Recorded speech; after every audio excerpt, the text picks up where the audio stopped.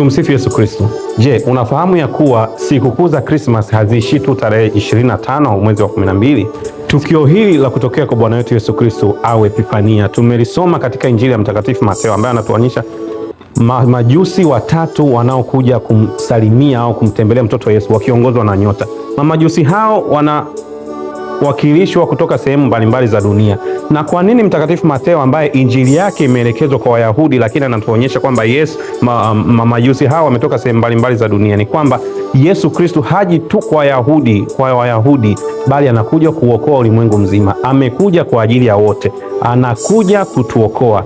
Basi hili ni moja ya matukio matatu la kujifunua kwa Bwana wetu Yesu Kristo, ambao wanaita Theofania, yani Mungu anajifunua.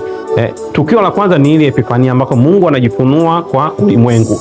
Tukio la pili ni ubatizo wa Bwana wetu Yesu Kristo, ambao tunaona Mungu anajifunua katika nafsi takatifu ya Baba, Mwana na Roho Mtakatifu. Tutakumbuka wakati wa ubatizo Yesu alibatizwa, mbingu zikapasuka, Roho Mtakatifu akamshukia Bwana wetu Yesu Kristo, na sauti ya Baba ikasikika ikisema, huyu ndiye mwanangu mpendwa wangu ninayependa, naye msikilizeni.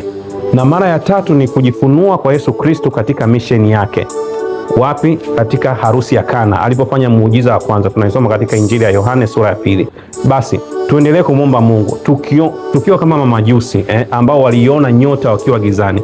Nasi katika maisha yetu labda tunapitia gizani, tunapitia changamoto, lakini tukumbuke nyota ipo ya kutuongoza. Mwanga upo ambao utatuongoza kwa Bwana wetu Yesu Kristo, ambaye ndiye Bwana na Mwokozi wa maisha yetu.